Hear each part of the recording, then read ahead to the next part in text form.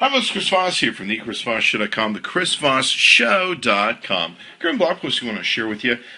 We've been talking about lots of different phones, of course, review the latest in social media technology. Be sure to subscribe to all of our channels so you get all the latest stuff. We have all the major phone companies sending us phones now, so definitely check in and see all the comparisons we'll be doing.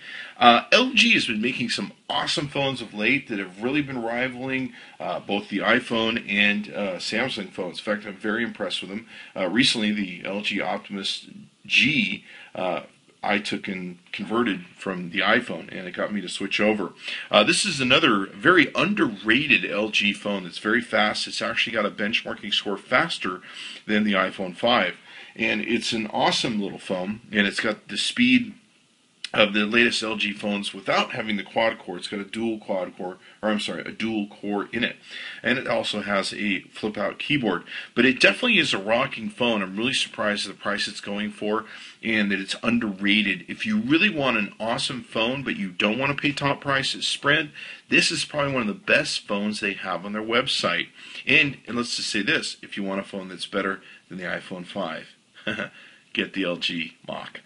So this is called the LG Mach, and it's a very good phone from my experience with it so far. It comes with Android 4.0 out of the box. I believe we have Android 4.04 on it right now. The dimensions are 4.64 in height, 2.56 in width, and a 0.48 thickness with 5.92 ounces of weight. The physical size is 4 inches on the screen display, I should say. The resolution is 480 by 800 pixels with 233 ppi. Not bad. It's got an IPS LCD capacitive multi-touch screen, 1700 milliamp battery, so that's very good. The Qualcomm Snapdragon S4 Plus is the chipset, which is a good chipset. Dual core 1200 megahertz Krauts, and it's got 1024 megabytes of RAM, 8 gigabytes of internal storage, which will really help it rock. And you can add a micro SD, which will give you up to 32 gigabytes of expandable memory. The camera on the back is something you'll have to live with. Like I said, it's a bit of a deal. It's got a 5 megapixel camera on the back and 1080p recording with a 0.3 megapixel VGA camera. If you're not about cameras, this is an awesome phone to have. When you see the benchmarking scores it got, you're really going to be impressed. Camera-wise, it's a good camera. It's okay, but it's really up to you. We really didn't notice it was a 5 megapixel camera until I just pulled these stats to do this video, so we didn't notice it. I'm sure if we took a closer look, we probably would have noticed it. So you can go to our friends at Sprint.com, that's Sprint.com, and check out this phone along with all the other phones we reviewed from them recently. A number of ones have been LG, actually. So you can go to their website at Sprint.com, tell them Chris Voss sent you, and check out their stuff. Now, this is running Android. The one thing about the LG product that we're very impressed with it, the latest phones they've been putting out have an awesome LG UI. They have an awesome system that LG has put into them. It has a lot of different cool stuff like gestures where you can flip the phone if you want to turn it off when you're getting a call that you don't want to take, or you want to shut off an alarm or something like that. You can just flip the phone if you set it up that way. There's a lot of really cool customizable features they have on the LG. Now, for the most part, it's got a lot of the same stuff that you find on Android. They have a really cool system for adding and adjusting the wallpapers. I like it better than most of the other systems that are out there in UIs that are on Android. It's really easy to add widgets, to add downloads and everything else. They've got it so you can just flip it or double tap it and go on the screen.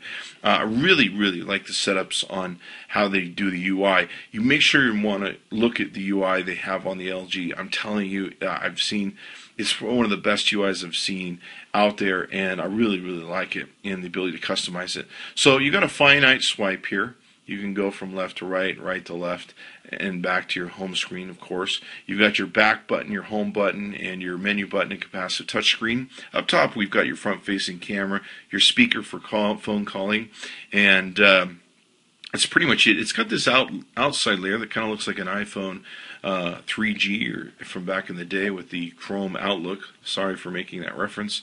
But it just does. That's what it looks like to me, my honest opinion. You got the notification menu that's really cool. This is part of the UI 2 that has been working with the LG product that we really like. I can't speak to it enough. You really, in this case, with the LG product, the latest LG products, you want to take a look at the UIs. Here's the gesture thing we were talking about. You can silence incoming calls, snooze, pause video, just by flipping your phone if you set up these sequences. You've got a lot of different things you can do with the display and just everything else. Let's make sure this has got 4.04 on it. I want to make sure that we know what we have on this. Yep, Android 4.04. So as you can see here, let's take a look at some of the aspects of it. Now, what this is a flip phone. So it will take, and I'm trying to do this around the camera, so fumbling it a little bit. But you can see here it's got a full, well-built keyboard that it's got on it, so you can easily utilize it and everything else. We found the keyboard to be very effective, and yeah, we loved it. Not bad. In fact, we're not used to using a keyboard. It's been so long since we've used one, but it does a great job. Let's take a look at the outside of the device. On the left-hand side, you can see we have a volume rocker button. We have your USB sync cable port. On the bottom, we have an area where you can use this to pull off the back. You can see the device is pretty thin, even with the flip-out keyboard. We've got a shutter button here on the bottom right-hand side to operate the shutter of the device and for your camera. And then, of course, on the top here, we have an earphone jack, a small microphone hole, and the power button. Down the back of the device, we've got your speaker right here. We've got your camera eye lens and your flash button, or your flash lamp sight. It's got kind of a, I don't know, brushed aluminum, whatever you want to call it, back. Now, it does have a pull-off back that pulls off very easily. On the pull-off back, you've got a removable battery. You've also got a place to put in your micro SD card to expand the memory, if you so choose. You can see here the speakers of a good size that sits behind the back of the case. Okay, so now here's our speed test scores, and these were taken at a different time. You can see this is the results log. We had the Wi-Fi turned off at that point, so don't send me email messages on YouTube. We couldn't get 4G Sprint service in our area. All we could do is 3G, so you'll definitely want to check with your local provider, Sprint, and see how well they provide the signal in your area, and check with them. As always with any carrier, when it comes down to it, you need to check on how powerful their local signals are in your area. So these scores here are representative of 3G scores. Okay, so here we have the definitive score, the Geekbench 2 score. This scored 1625, which is actually really good. That score is higher than the iPhone 5. So your integer score is 1054, floating point score 2384, memory score 1795, and stream score 635. Let's take a page down now. I'll go through the menus here. You can pause the video at any time to see the individual scores. Really, you just want to look at the totals, but some people, they like to see the individual scores. And of course, the great thing about the apps we're going to show you today in our review is that you can download these on the App Store. Most all of them are for free, and you can follow along at home with your phone to see maybe how your phone compares and what phone, like this one, you might want to upgrade to. Okay, so here's our Antutu benchmark version 2.9.4 score. It came in at 6,994, so it did very well. It's pretty much on an average scale with most cell phones. I would say a little above average, actually. Most of your older phones are going to score a little bit less. Okay, so here we can see the CF Pro Bench, or Bench Pro, I should say, version 1.2.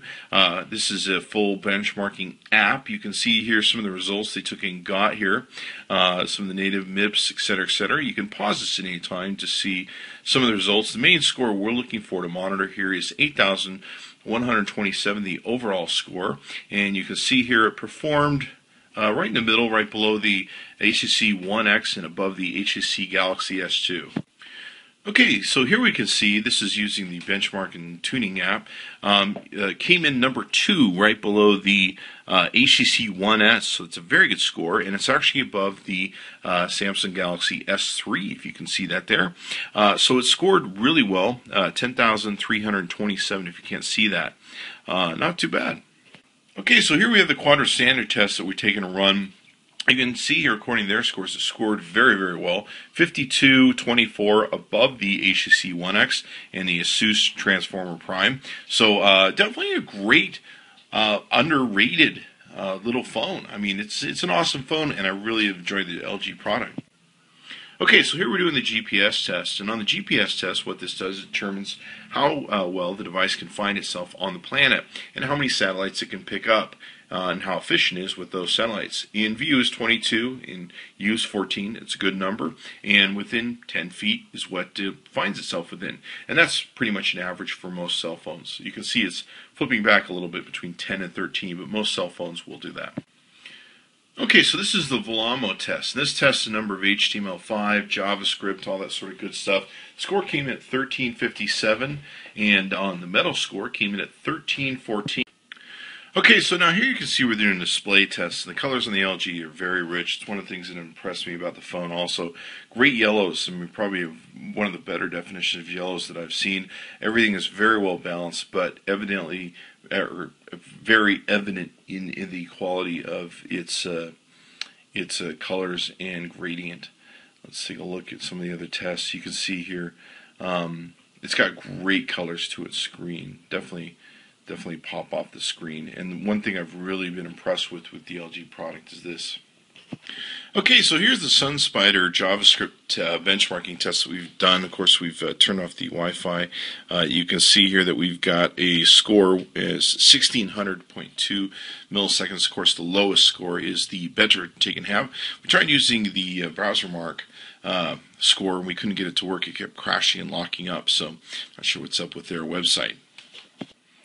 So here's the SQL RL benchmark light performance test. This basically tests inserts, transactions, indexes, drop tables, things of that nature. It performed an overall score of 32.8 seconds. Okay, so here's the billion counter test. What this app does is it counts how quickly the device through its processes can count to a billion. Did it in 18.193 seconds. Okay, so here we have the benchmark scores from GeoBenchmark 2.5.1. It's got 2108 frames at 19 frames per second, and on the off-screen test, 876 frames at 7.8 frames per second. Okay, so here we have the KFS Benchmark test. This basically measures OpenGL 2.0 performance. You can see here the overall score that we took and got was 42.156 frames per second. Okay, so here's our Antutu 3D rating benchmark test. It came with a score of 3,900. Okay, so now here you can see the AndyBench benchmarking app. This pulls native and Java threads. We measured 3769 with the native threads, and Java 227. Okay, so now you can see we're doing a Skype call test with the LG Mach. This is, of course, the screen we're most interested in. This is the feed that's coming over from the LG and presenting us the image. Not a great quality, but it's a 0.3 megapixel camera. I mean, not bad for 0.3, I suppose. You can actually see how well my iPad's performing over here. We'll go ahead and close that off for a second. So we're mostly concerned about how the LG is performing and what it looks like. But you can definitely see there's a difference between the cameras, front-facing camera and the iPad, and the quality of light that it also brings in comparatively to the LG. You know, this is a great phone. Whether you buy it for the camera is probably not something you want to be interested in, but it's a great phone otherwise. Okay, so now let's look at the camera. It's a 5 megapixel camera. It does a good job. It's okay. You've got, of course, most of your Android sort of menu system here. You can see you can switch between long video, of course, in MMS when you're in a video mode, if you just want to send short bursts to people. And, of course, you can switch between your camera that's there.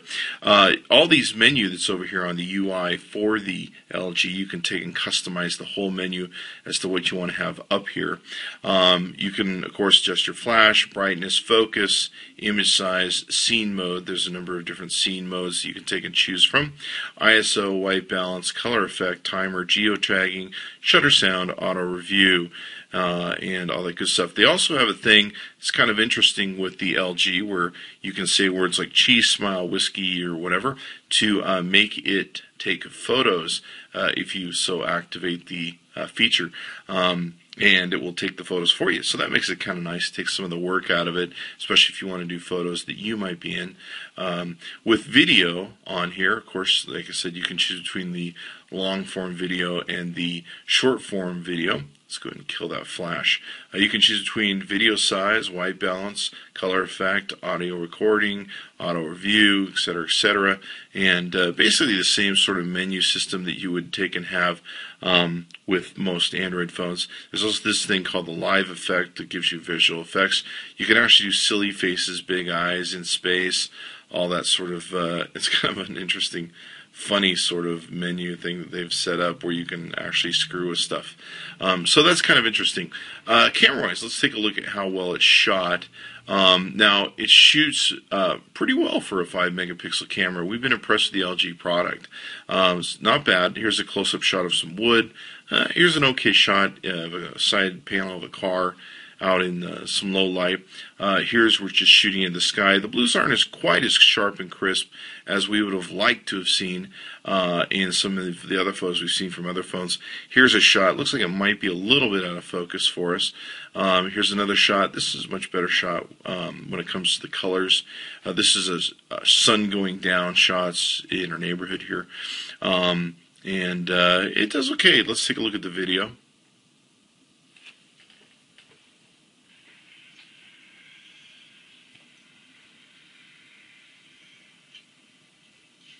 The colors really don't pop out on us on the video. There's definitely good detail to the camera in its ability to focus and get the detail, but color-wise, it's not as good as 8 megapixel cameras and other cameras that we may have seen. This is a flash down the hallway, so we can measure the light, and in this case, you can kind of see it does okay. Not the greatest in the dark camera when it really comes down to it. Here we're using it in a dark mode with the video lamp, and it does okay. It's not gonna light up the world, but it definitely does okay. It's not bad in any way, shape, or form. But compared to some of the newer phones that you're going to spend a whole lot more money for, I mean, yeah, it could be much better. But the value of where this phone is at on its price point is actually really good. Here's a completely dark shot we took. While it was in the closet, and in the closet you can see here it picked up the close area flash really well, but the colors don't pop. The colors are kind of dead on the screen. But like I said, it is a 5 megapixel camera. It's probably the best you're going to do with what is going on right now. Alright, so all in all, I've liked the LG Mach. It's definitely an underrated and ultra-performing phone. I'm surprised more people aren't talking about it. Plus, it's got a cool flip-out keyboard. It's definitely fast. It's super fast on the insides, and it beats the iPhone 5, so you'd think somebody would be excited about it. LG is making some really good, exciting products, and I think we're going to see here in the next while them definitely rivaling Samsung and getting more popular. So, and getting more popular, when I say, I mean LG getting more popular than it already is. Now, you can go to sprint.com, that's sprint.com, tell our friends Chris Voss sent you. Be sure to check back often, of course, and check out the wonderful array of phones that we're going to be doing. We'll be doing some comparisons videos with this phone and other phones in the marketplace. Stay tuned for those. Be sure to subscribe to the Chris Voss Show and our YouTube channel. Chris Voss tested, Chris Voss approved. Tell our friends at Sprint that we certainly appreciate them, and tell them we sent you. Till next time, thanks for coming by the ChrisVossShow.com.